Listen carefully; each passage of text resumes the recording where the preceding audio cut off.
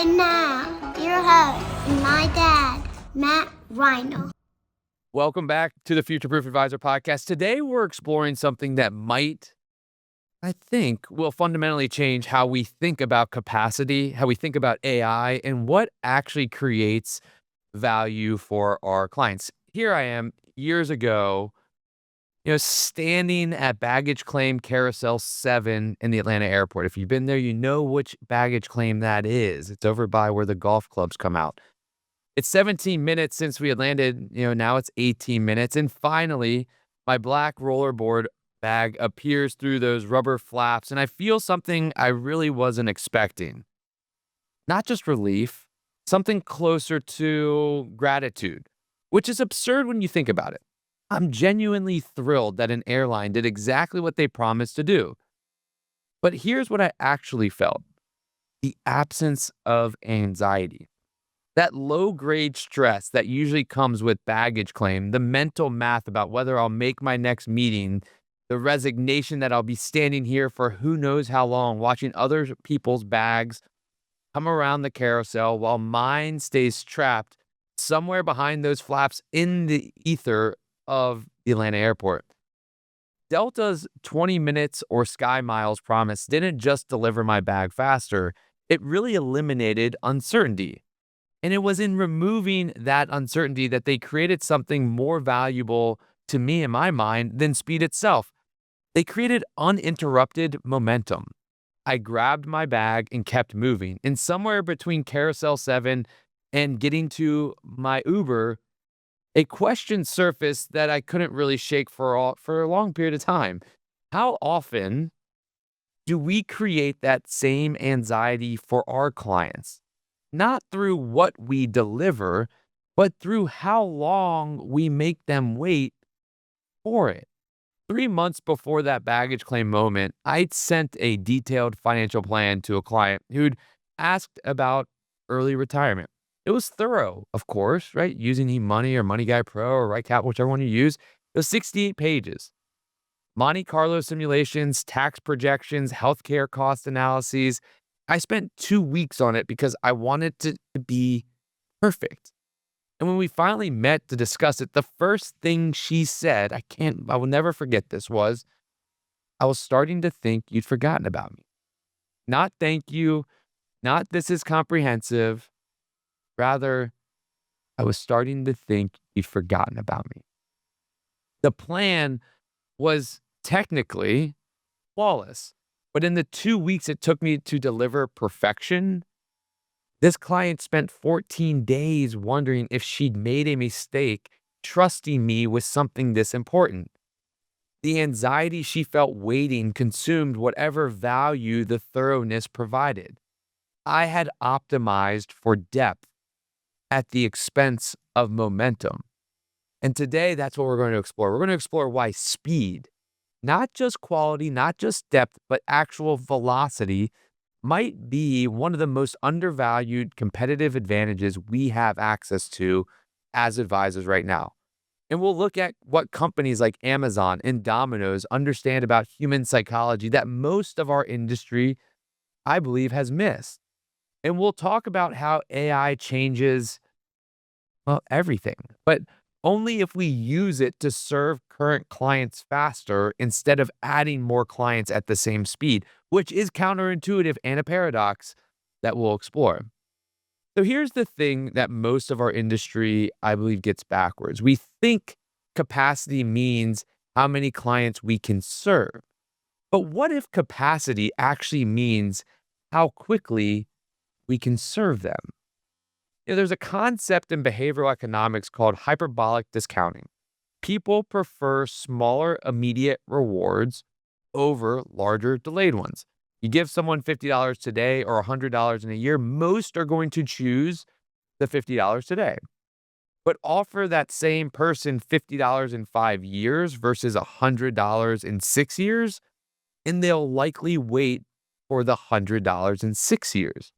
What's the difference? Well, when the reward feels close, urgency overwhelms logic. When it's far away, patience comes easier. And our clients live in the first scenario.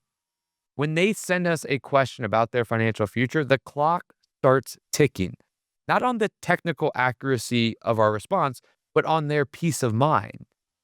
Every day that passes without an answer compounds their anxiety.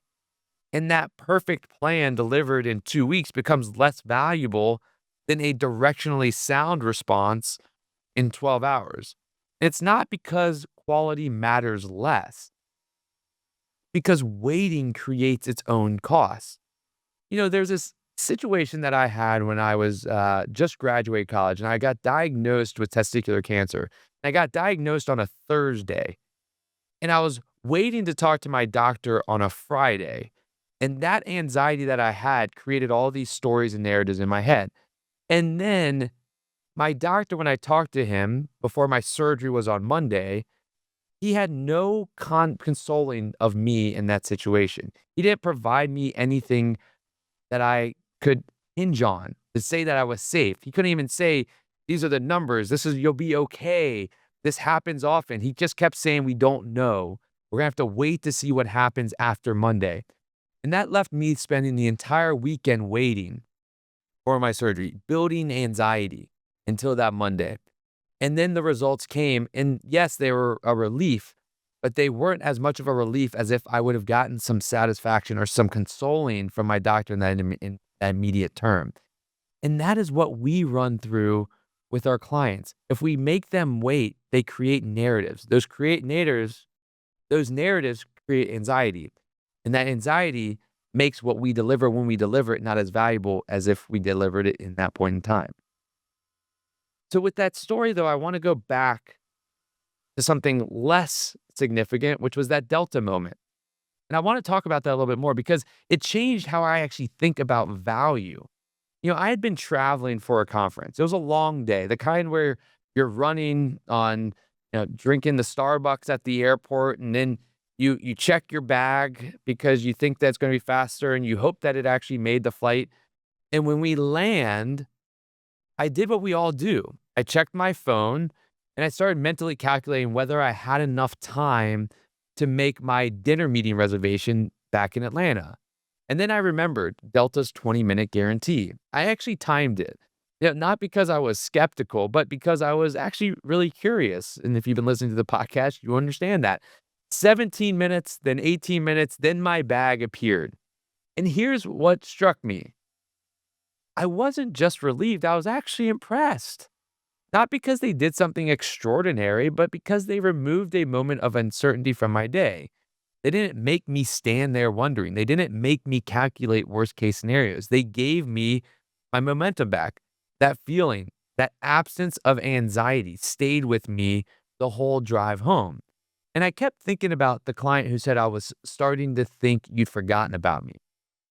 What she was really saying was I was anxious for 2 weeks, and that anxiety made me question everything. The quality of the plan didn't erase those 2 weeks of wondering. It just arrived too late to matter the way I wanted it to. And we spend so much time perfecting the answer, but we're not measuring the cost of the wait.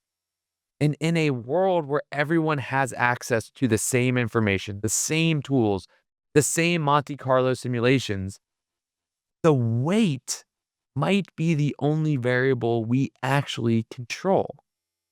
For decades, we operated in this industry on an access-based model. Clients paid us to access investment vehicles, market data, financial planning expertise that they could not get on their own. But digitization has changed everything. Information is free, trading is frictionless, financial planning software costs a minimal monthly fee. Heck, you could do it with Claude and AI, etc. Access isn't the moat anymore. Velocity is. Think about Amazon. Most people think Amazon won because of selection, the endless catalog, the everything store. But here's what actually created the moat. Amazon Prime. Not the free shipping. It was the speed. Amazon's flywheel wasn't built on we have more stuff. It was built on we get it to you faster than anybody else. That 2-day delivery window and later 1 day and same day, has fundamentally altered consumer psychology. Speed became the proxy for competence, for reliability, for whether Amazon actually cared about solving your problem or just selling you something. Now, apply that to our world in wealth management. When a client emails at 10 p.m. asking how would buying a $50,000 car impact my retirement, what happens? Well, in the old model, we read it the next morning. Maybe we run some numbers that afternoon and send a thoughtful response, by the end of the week, hopefully the next day.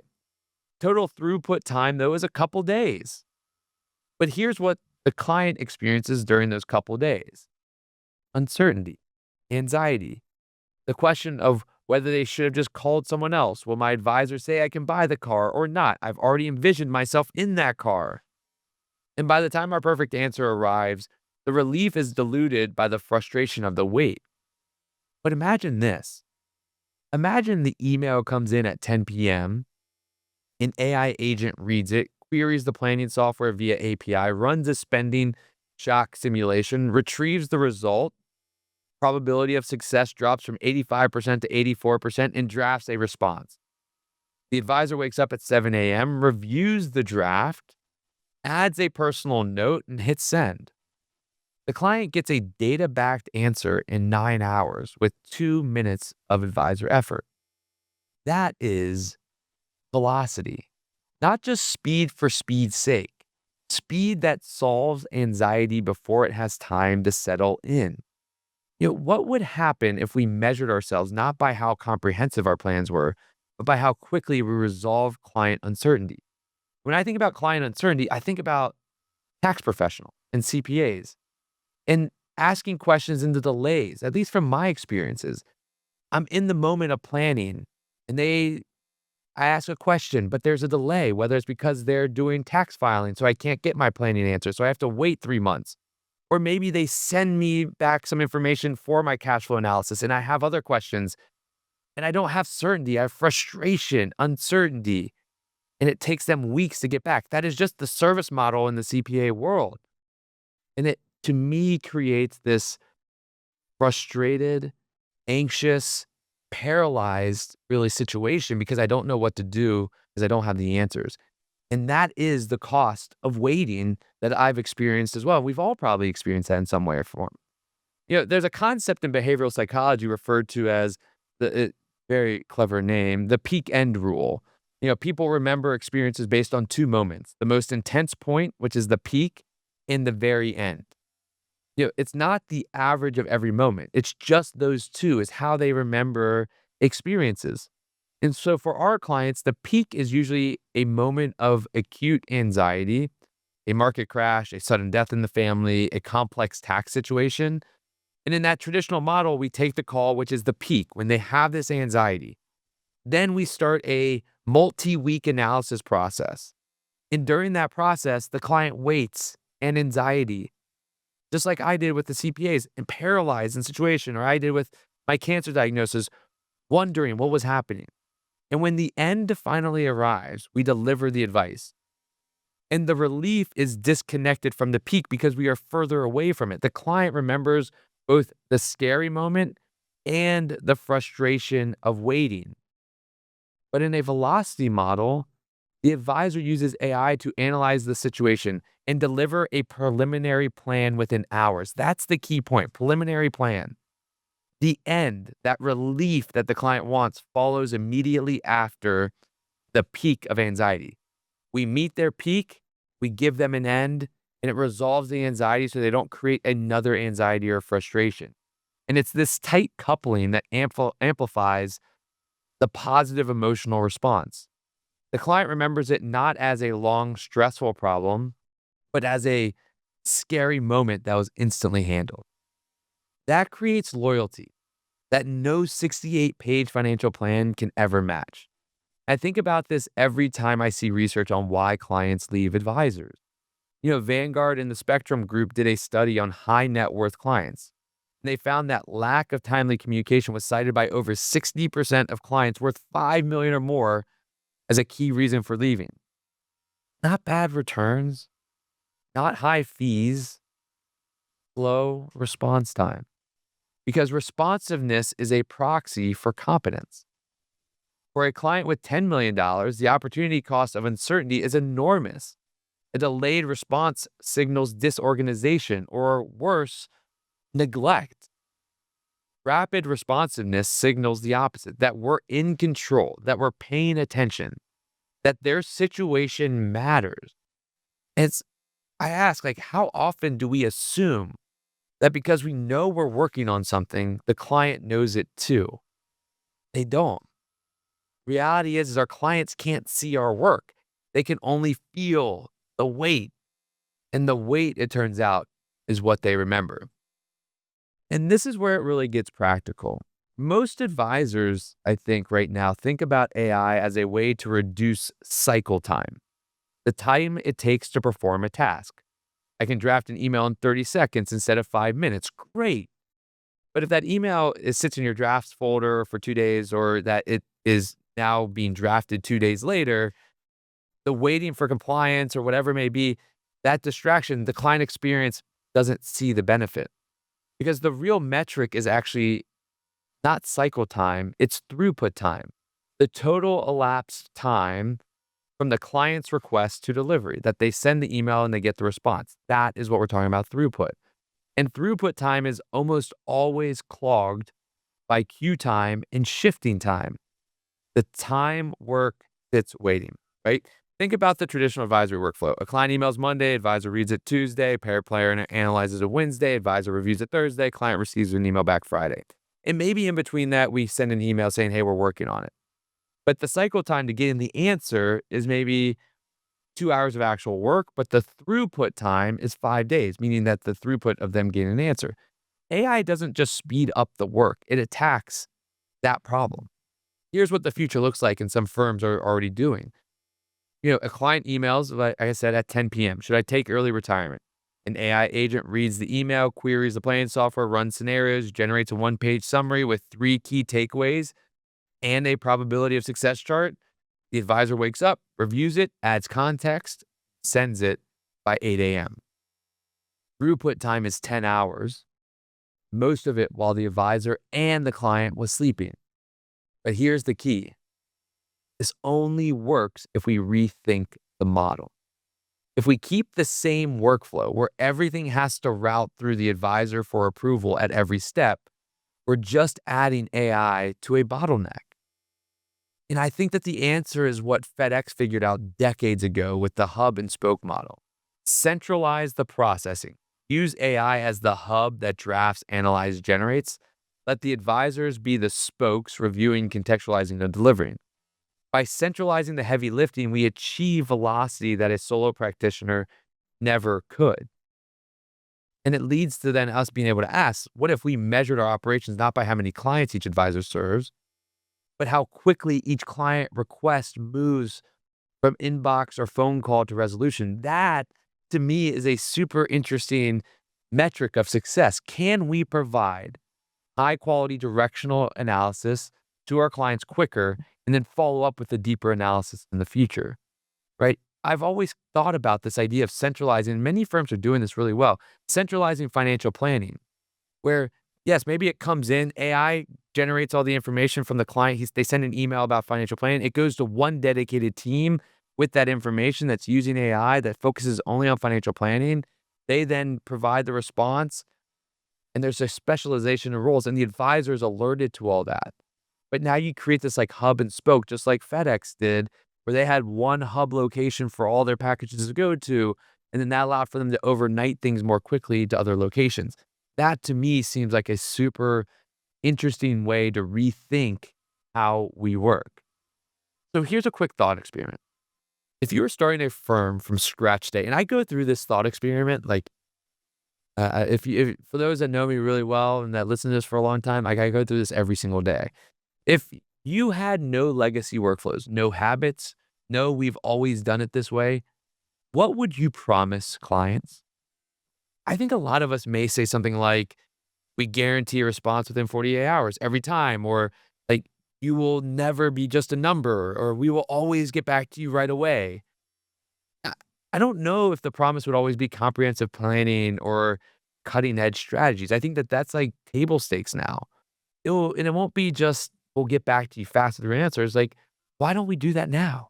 Not because we can't, because we haven't redesigned the system to make it possible, right? We've gotten a lot of glut in our system that we need to remove. AI gives us the tools, but more importantly than giving us the tools to help with velocity, it gives us the ability to rethink how we work without just adding a new technology. And I think that that is the missing point that a lot of people tend to overlook with AI. They see it as technology. I see it as an opportunity, a paradigm shift, a rethinking of the way that we work.